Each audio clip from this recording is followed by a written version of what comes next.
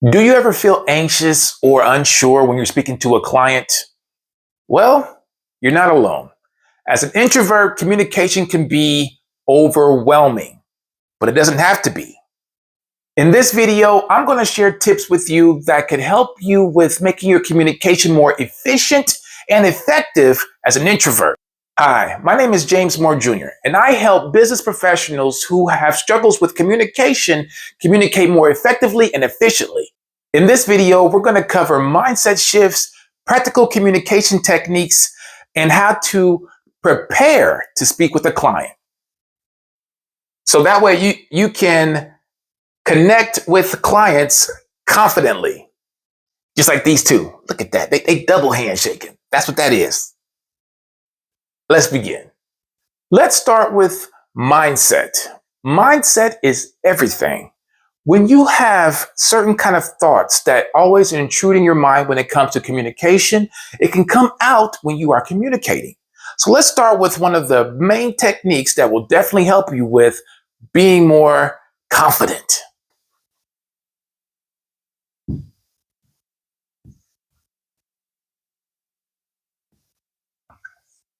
Reframing. Reframing is a great way to ensure that your mindset is set in a proper way to be able to communicate confidently. What is reframing, you might ask? Well, I'm glad you did. Reframing is when you have one way of thinking, putting it into a different frame in order for your mind to adapt to that new way of thinking, such as, I'm not a great communicator. You could reframe that by saying, I have some challenges with communication, but I'm getting better at it. Instantly, that gives your mind a more encouraging way of thinking about the challenges that you might face with communication. When you reframe certain beliefs, it actually alters how you interact, how you come off, how you present yourself. That's number one. Number two is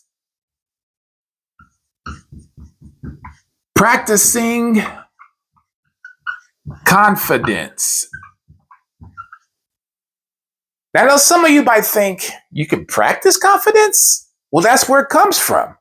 Anytime you do something on a repetitive basis, it automatically makes you feel better when you're doing it. So therefore you come off as more confident. I know y'all don't think that I just came off as being a whiteboard guy right off the bat. No, sir.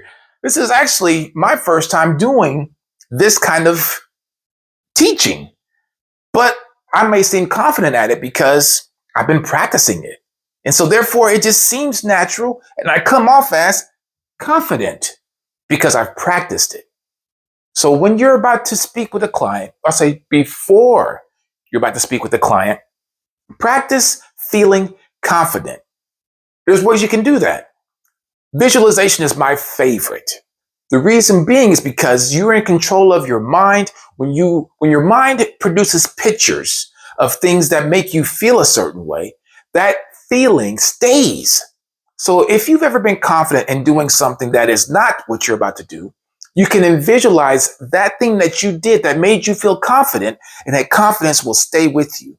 So therefore, you can come off as confident, and it will keep that confidence level up. Whereas when you're not thinking about things of that nature, your confidence is way down here. Visualization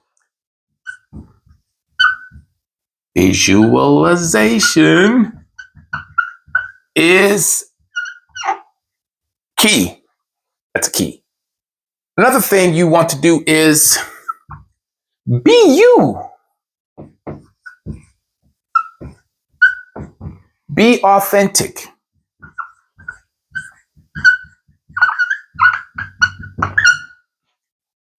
When you are truly you, people will gravitate to you.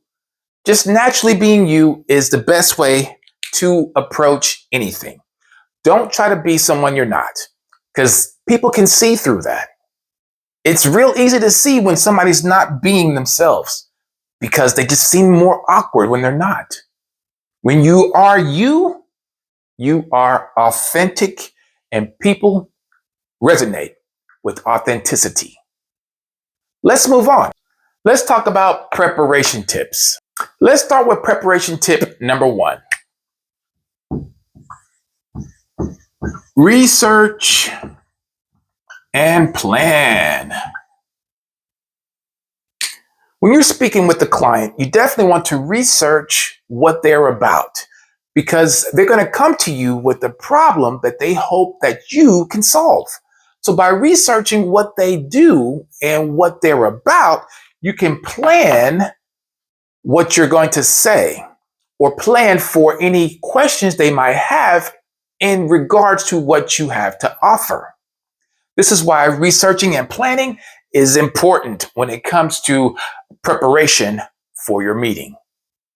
I got another one for you. Once again, practice. Oh yeah, practice is important because once you have your research and your plan in place, you want to practice scenarios that may come about during your meeting. By practicing these scenarios, you can be better prepared for them. I mean, this all ties in together. Do you hear the repetitiveness of my speech? Because when you practice, you're prepared and you come off as more confident. It's really that simple. Another good practice tip is be in a good environment. Oops, just make that an R like that. Oh, so dirty.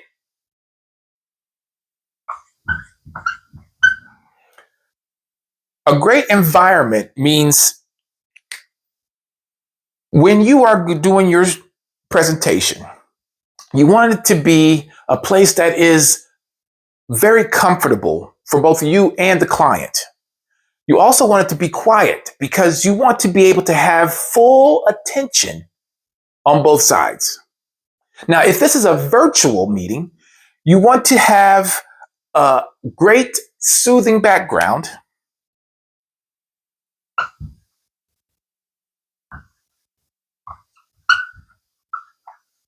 You want to have great audio.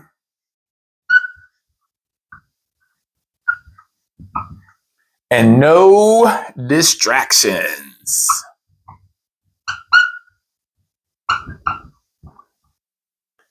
So make sure your phone is on silent. If you need your phone for your presentation, make sure you have it on airplane mode. So that way there's no disturbances. Or maybe not airplane mode because you might need Wi-Fi. Put it on do not disturb. That way no notifications pop up and nothing happens that could hinder your presentation from going off with a bang. So make sure you have these elements in place for your presentation. Now let's move on to how we can make you sound more confident with your communication. Now let's talk about some verbal communication techniques. One thing you want to do when you're starting to communicate with your client is you want to have a warm tone. If you're going to be the one to initiate the first contact, a warm tone is basically anything with a smile. When you smile when you speak, you automatically produce a warm tone. It's just a natural flow that comes together. Because if you come off like this is more excitement, this is more aggression. You don't want that kind of tone. You want to relax. You want to sound inviting. That is a warm tone. See how that works? Another thing that is important when it comes to communication is active listening.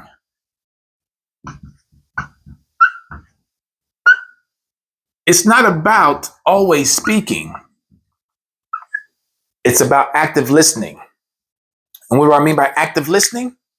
Well, when you are giving your full attention, it definitely makes the other person feel heard. So by actively listening, you want to give nonverbal and some verbal cues when they are appropriate. When somebody is giving you details on something, sometimes, just head nods, lets them know like, okay, continue. And when they hit certain points, that is actually something you want to say, yes, or that's a great idea. Something that gives them a clue that you are actively listening is very important. It's almost more important than the actual speaking itself. So keep that in mind when you're dealing with a client. Now, when it is your turn to speak, you want to speak clear and concise.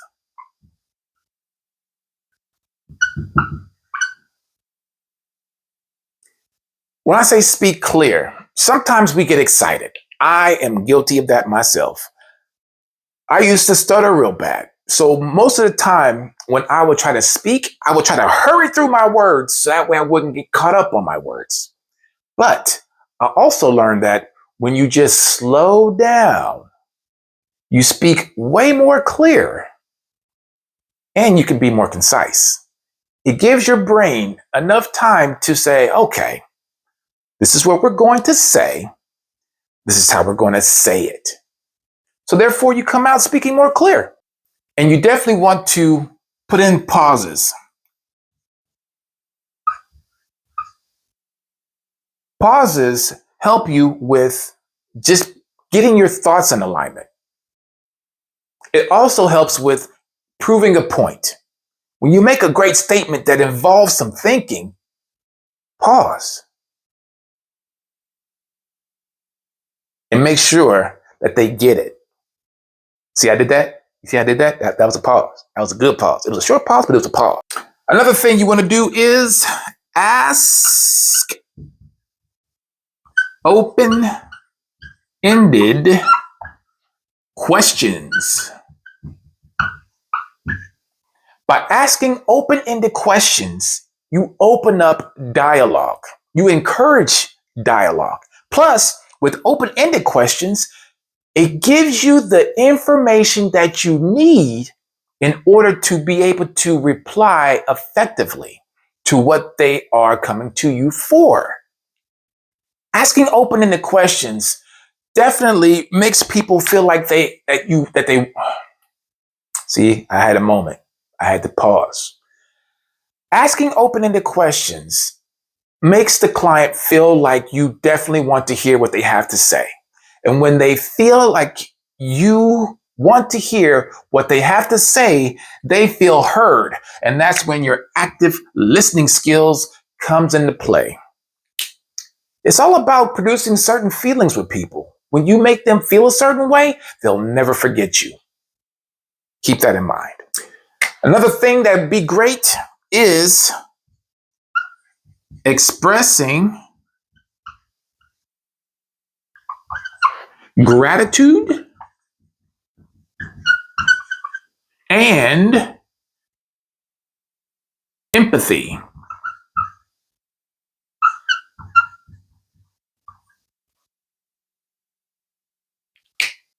When you express gratitude and empathy, it definitely makes them feel heard. You can say things like, I see how that's important to you, and I appreciate the feedback. Those are ways to express gratitude and empathy by acknowledging what they said and expressing how thankful you are for them saying it. Let's talk about how you can overcome some of the common challenges. One common challenge that people seem to have a problem with is the silence.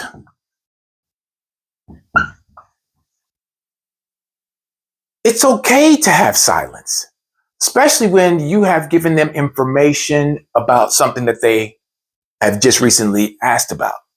Silence means that they are processing that information. You want to give people time to process information. They will do the same for you if that was the case for them. Silence is good. Wait, and they will give you a reply. So just be patient. Silence is golden. Because in that silence, They get to think. So allow them to. Another common problem people have is dealing with nerves. When you're dealing with your nervousness, one thing you want to focus on immediately is your breathing. When you're nervous, your breathing becomes labored, faster, and shallow. One thing you can do is take deep breaths in through the nose and out through the nose, like this.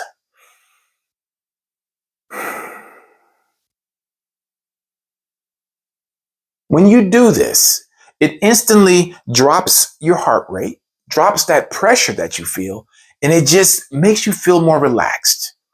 Now, when you're breathing like this, you don't want to come off as too loud or sounding like you're huffing and puffing. No, you're trying to relax. So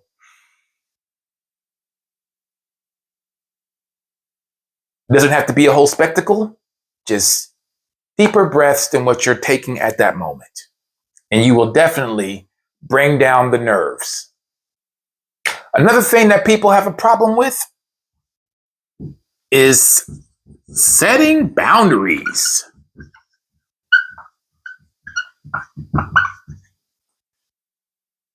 You want to set some boundaries with your client. One way most people have a problem with setting the boundaries is sometimes when you're speaking with the client, they want to go off on tangents that is not related to what you are there to speak about. You can always just bring them back in by saying, I appreciate that extra context, but I would really like to focus on whatever subject you guys are supposed to be focusing on. That is how you set a boundary properly without making it sound like you don't care what they had to say. You might care about what they have to say, but you want to keep them on track because everyone's time is precious and valuable. Now let's talk about wrapping up the conversation.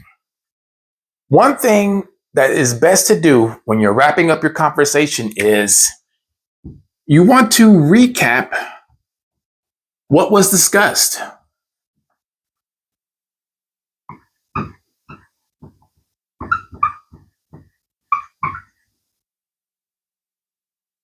When you recap what was discussed, it lets the client know that you heard everything that they said and you understand what is going to happen next.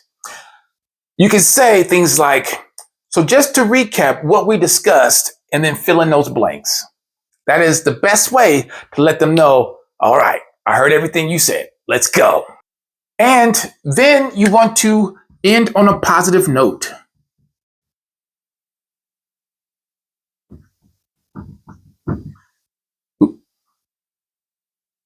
That's a VE.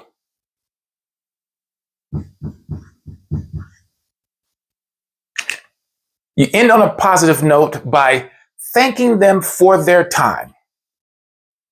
It's important to do that because people's time is important.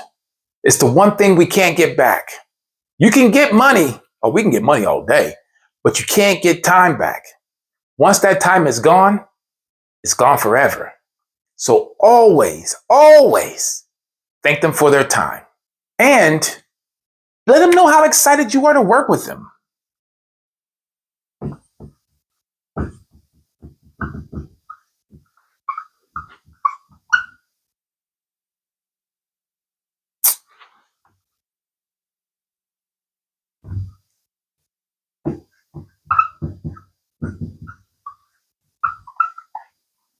You want to show excitement to work together because they might be excited to work with you.